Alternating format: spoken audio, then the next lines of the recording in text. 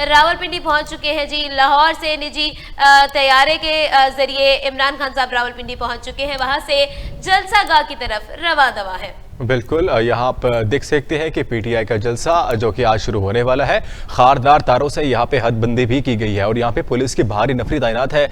और आप देख सकते हैं कि खवातीन और यहाँ पे जवान जो है वो आप कैमरे में देख सकते हैं कि वो हाथ हिलाते नजर आ रहे हैं, तरानों में झूमते नजर आ रहे हैं। पीटीआई और पाकिस्तान के झंडे भी लहराए जा रहे हैं और यहाँ पे सिक्योरिटी की भारी नफरी तैनात भी है।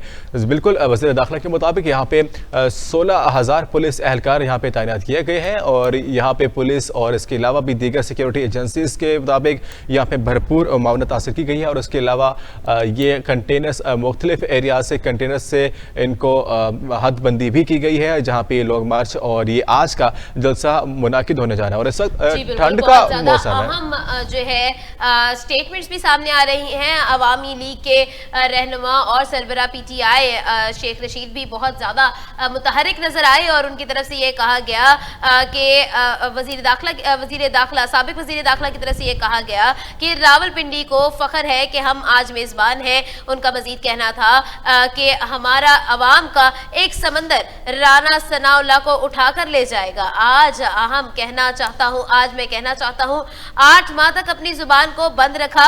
हमारी लड़ाई फौज से नहीं बल्कि नवाज शरीफ, शहबाज शरीफ, आसिफ अली जरदारी और फजलुर रहमान से है। मुल्क से सियासी तवाइफों का बाजार लगा हुआ है।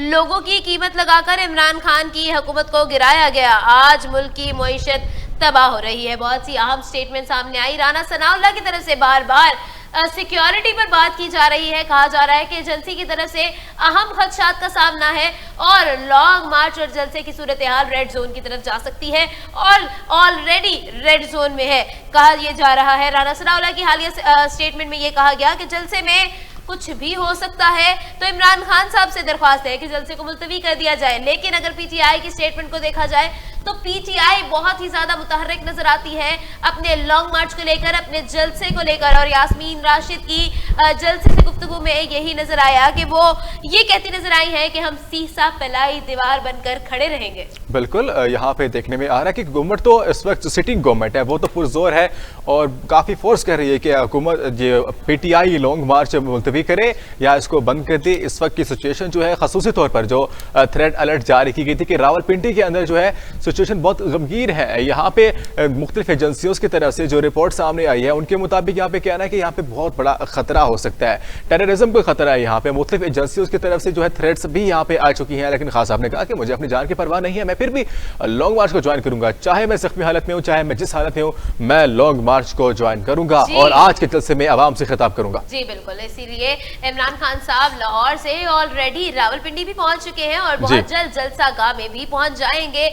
उनका जो काफिला है वो रवा दवा है। जलसे में खिताब करते हुए पाकिस्तान तहरीक इंसाफ के सीनियर रहनुमा फवाद चौधरी ने यह भी कहा कि हमें उम्मीद है कि इदारे के अंदर तब्दीली लाई जा सकती है। हम चाहते हैं कि तारीख को ठीक किया जाए। उसी के साथ साथ उनका यह भी कहना था कि हमारा कोई मुतालबा गैर जमहूरी नहीं, अवाम का फैसला तस्लीम किया जाए, मुल्क के अंदर आम इंतखाबात किया जाए और अगर आपको लगता है कि अवाम आपके साथ है तो फिर मैदान में आए और मुकाबला भी करें। मुल्क में जबर का खात्मा होना चाहिए, फैसला जो भी हो, हम इमरान खान के साथ खड़े हैं। उनकी तरफ से ये स्टेटमेंट सामने आई। जलसे से गुफ्तगू करते हुए हमारे सीनियर पाकिस्तान तहरीक इंसाफ के सीनियर रहनुमा फवाद चौधरी की तरफ से ये कहा गया कि अगर सिक्योरिटी के इश्यूज हैं तो सिक्योरिटी को फुल प्रूफ भी किया जाए। बिल्कुल, उनके सामने बयान अभी आया था, जो कल ही की बात है, जब फवाद चौधरी से बयान आया कि अगर आप थ्रेट अलर्ट्स जारी कर रहे हैं, रिपोर्ट्स बता रहे हैं, तो सिक्योरिटी की जिम्मेदारी भी तो आप ही की बनती है। तो इस पर भी बड़ा तनकीद का निशाना बनाया गया, सवाल पे सवाल हुए।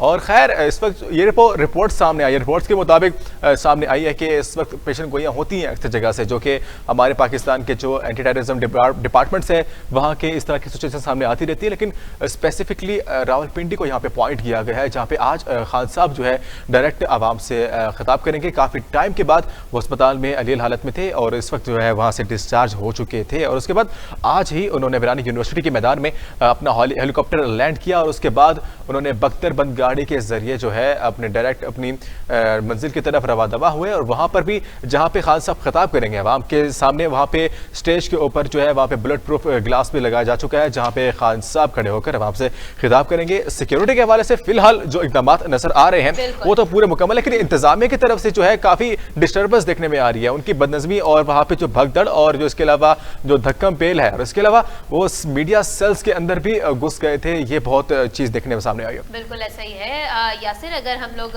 आज ही की गुफ्तगू की बात करें तो हमारे प्रोग्राम की गुफ्तगू के अंदर राजा जमीर हैदर जो कि जनरल सेक्रेटरी पंजाब है, उनकी तरफ से भी ये कहा गया कि पीटीआई के लिए ये लॉन्ग मार्च बहुत ज़्यादा अहमियत का हामिल है, क्योंकि यही लॉन्ग मार्च ये साबित करेगा कि पीटीआई की एक्सेप्टेंस अवाम में कितनी है। अगर हम रिसेंटली बात करें तो आई4 की तरफ से जो स्टेटमेंट सामने आई थी, जो सर्वे किया गया था लॉन्ग मार्च से रिलेटेड, वो बहुत ही अलग तरफ लेकर गया था अवाम को और पाकिस्तान को, और एक अलग तरह की सोच सामने आई थी।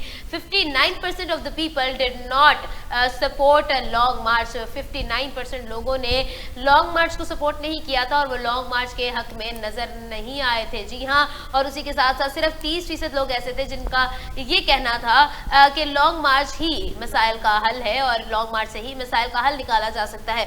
उसी के साथ साथ 49% लोगों ने ये कहा था कि लॉन्ग मार्च और जलसा करने की बजाय कौमी असेंबली का रुख किया जाए, वहीं से मसाइल का हल होगा। और यहाँ पे बहुत से सवाल देखने में सामने आ रहे थे कि लास्ट टाइम भी जो कि हमने अपने एनालिस्ट से पूछा, अपने गेस्ट से पूछते रहते हैं अक्सर के एक्चुअली वजह क्या है कि मुज़ाकरात क्यों नहीं हो पा रहे। ये बहुत यहाँ पे अलार्मिंग चीज़ सामने देखने में आ रही है कि मुज़ाकरात तो करने चाहिए, बात करने में क्या हर्ज है। अगर आपकी जिद है, अगर आप करना चाह रहे हैं तो मुज़ाकरात करने में क्या हर्ज है। इट्स अ कॉमन क्वेश्चन है। ये तो अवाम भी इस बारे में काफ़ी तशवीशनाक हालत में है। वो कह रही है कि बात करने में और लॉन्ग मार्च करने में बहुत ज़मीन आसमान का फ़र्क है। आप पूरे काफिले को, पूरे पाकिस्तान को इकट्ठा करके लेके जा रहे हैं, अगर बात नहीं हो रही तो उसकी एक्चुअली वजह क्या है, ये पॉइंट सामने आ रहा है। और इसके अलावा भी यहाँ पे बात सामने आ रही है कि लास्ट टाइम जो हम बात कर रहे थे अटैक के हवाले से, तो बहुत से लोग ये क्लेम कर रहे हैं कि वो टेररिज्म की तरफ से कोई अटैक नहीं हुआ था, वो एक्चुअली किसी का पागलपन था या अपनी उसकी जो उसकी अपनी अनाथी जिद थी जिसकी वजह से उसने फायरिंग की, जो कि उसने बयान दिए, जो बयान पे बयान उसके तब्दील भी होते रहे। उसका कहना था कि नवीद की तरफ से जो स्टेटमेंट थी वो भी बहुत कंट्रोवर्शियल रही और बहुत दफा जो है एक इन्वेस्टिगेशन टीम बिठाने के बावजूद स्टेटमेंट्स में तब्दीली नहीं आई। उसकी स्टेटमेंट पहले दिन से ही वैसी ही रही और बहुत ज़्यादा इन्वेस्टिगेशन और सवालों की नौयत भी बदलने की कोशिश की गई, लेकिन फिर भी उसकी स्टेटमेंट नहीं बदली और उसकी तरफ से यही स्टेटमेंट इख्तियार की गई कि अजान के दौरान इनके स्पीकर्स बंद नहीं होते थे और इमरान खान साहब लोगों में इंतशार और गैर मजहबी कार्रवाइयों के अंदर मुब्तला है, जिसकी वजह से मैं इस शख्स को मारना चाहता हूँ। हमारे सीनियर एनालिस्ट की तरफ से भी ये सारी स्टेटमेंट सामने आती हैं, लेकिन अगर हालिया सूरत हाल को देखा जाए तो हमारा ये लॉन्ग मार्च जो है वो इंटरनेशनली काफ़ी ज़्यादा अहमियत का हामिल भी है, क्योंकि अगर हम देखें तो रिसेंटली जो है हमारी इंग्लैंड की टीम का भी पाकिस्तान का दौरा जो है वो है और उसी के साथ साथ जो है मुतवक्के है 1 दिसंबर को पहला टेस्ट सीरीज का मैच, और ये भी इफेक्ट किया जा सकता है इसके अंदर, और बहुत सारी चीजें भी इसी के साथ साथ रिलेटेड और रिलेशन रखती हैं। बिल्कुल, यहाँ पे बहुत सी रुकावटें भी सामने आई थी पीटीआई के इस लॉन्ग मार्च के हवाले से देखने में आ रहा था कि बहुत से स्कूल की वजह से और हॉस्पिटल वालों को बहुत मसला होता था, रेस्क्यू को बहुत मसला हुआ, आने जाने का बड़ा मसला पेश आया और इस वक्त तो पुलिस एहलकारों की तादाद ही सिर्फ 16,000 है। तो अब ये देखना यह है कि वहाँ पे क्या सिचुएशन है।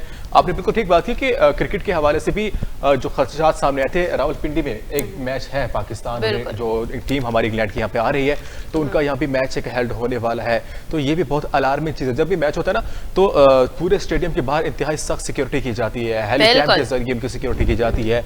और अब सिचुएशन कुछ ऐसी है कि वज़ीर दाखिला राना सनाउल्लाह साहब अपने बयानात दे रहे हैं, वो क्लियरली बता रहे हैं कि यहाँ पे जो है थ्रेट अलर्ट है, लेकिन फिर भी यहाँ पे बड़ी उनके हवाले से सवाल उठता है कि अगर इतना थ्रेट अलर्ट है तो इतना उनको परमिशन क्यों दी जा रही है स्पोर्ट्स के हवाले से? क्योंकि इससे पहले भी जब न्यूजीलैंड की टीम का यहाँ पे आना मुतवक्किल था एट द टाइम, तो कोई यहाँ पे धरना नहीं था, कोई यहाँ पे लॉन्ग मार्च का सिलसिला नहीं था, लेकिन फिर उनको इजाजत क्यों ना दी गई? सिक्योरिटी का तब क्यों मसला नहीं हुआ?